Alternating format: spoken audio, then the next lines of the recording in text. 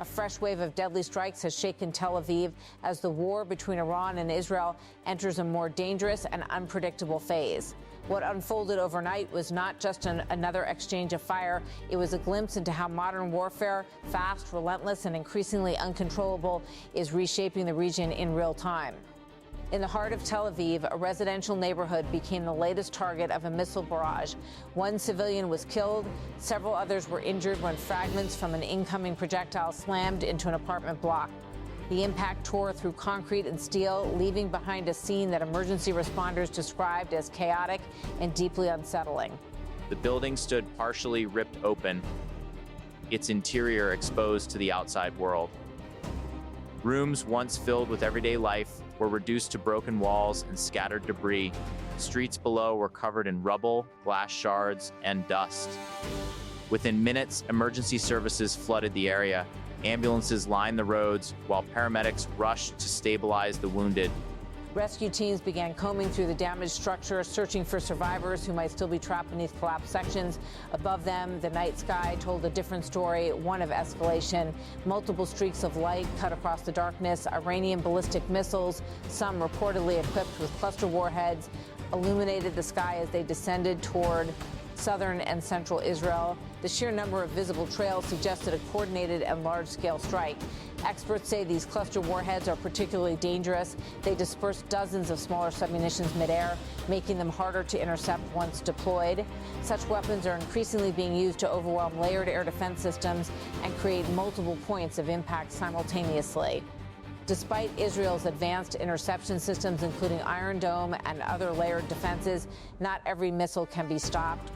While interception rates remain high, often above 90%, the sheer volume of incoming threats means that some inevitably get through, and when they do, the consequences are devastating. Inside the damaged building, rescue teams moved methodically. Broken walls were cleared piece by piece. Thermal scanners were used to detect signs of life. Every minute mattered. Outside, security forces established a perimeter, keeping civilians at a distance while emergency operations continued. Residents gathered nearby, many in shock, watching as their neighborhood turned into a disaster zone. Burst fire hydrants added to the chaos, sending water streaming across streets already filled with debris. Police deployed drones to assess the full extent of the damage from above, capturing images that would later reveal the scale of destruction. This attack is part of a broader and intensifying conflict that began on February 28 when coordinated strikes targeted Iranian military and nuclear infrastructure. Since then, the region has been locked in a cycle of retaliation. Iran has launched hundreds of ballistic missiles and drones toward Israel. Some have struck urban areas, killing civilians and damaging critical infrastructure. Others have been intercepted midair. The toll continues to rise. Across Israel, civilian casualties have mounted. In the West Bank, additional deaths have been reported amid ongoing clashes. Each strike adds to the growing human cost of a war that shows no signs of slowing down. But the battlefield is no longer confined to Israel and Iran. It has expanded across the Middle East. In Saudi Arabia, major escalation unfolded when Iranian forces targeted the Prince Sultan Air Base, a key hub for U.S. military operations in the region. The attack involved a combination of ballistic missiles and drones. Reports indicate that at least a dozen American troops were wounded, with some sustaining serious injuries. Several U.S. aircraft were also damaged, including aerial refueling planes critical to sustaining air operations. The strike marked a significant moment in the conflict, highlighting Iran's ability to project power beyond its borders and directly target U.S. assets. It also underscored the growing risk of a wider regional war. Since the conflict began, more than 300 U.S. service members have been wounded and at least 13 have been killed. The scale of injuries reflects the intensity of ongoing attacks and the increasingly contested nature of the region. At the same time, Iranian-backed groups have begun to enter the conflict more directly. In Yemen, Houthi forces launched missile strikes toward Israel for the first time since the war began. This development signals a dangerous expansion of the conflict, drawing in additional actors and opening new fronts. Across the Gulf, missile and drone attacks have been reported in multiple countries, including the United Arab Emirates, Kuwait, and Bahrain. Shipping routes have been disrupted. Energy infrastructure has been threatened. Oil prices have surged. The global impact is becoming impossible to ignore.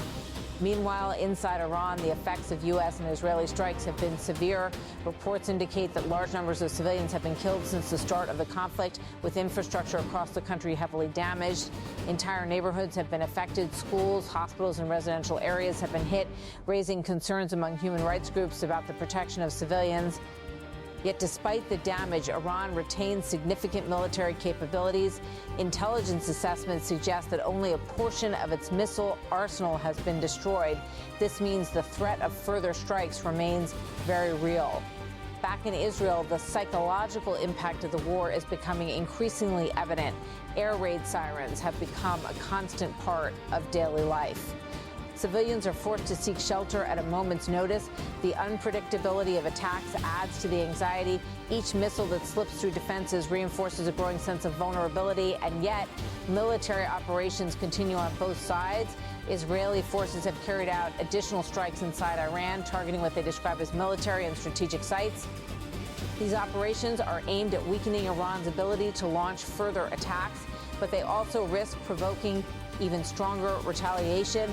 This cycle, strike, retaliate, escalate, has defined the conflict so far, and it shows no signs of breaking. Diplomatic efforts are underway, with multiple countries attempting to mediate. Talks have been proposed, deadlines have been extended, but so far there has been little progress.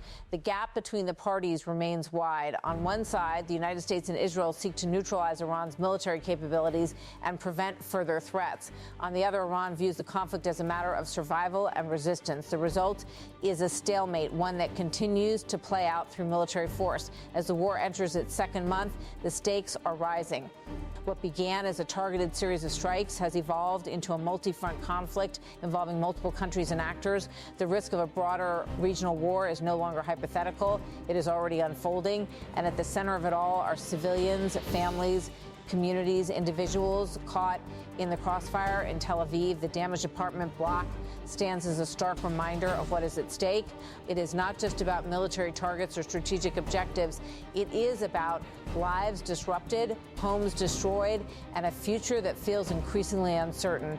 The missiles in the sky, the sirens on the ground, the constant tension, these are now part of everyday reality. And as long as the conflict continues, that reality will only grow more intense.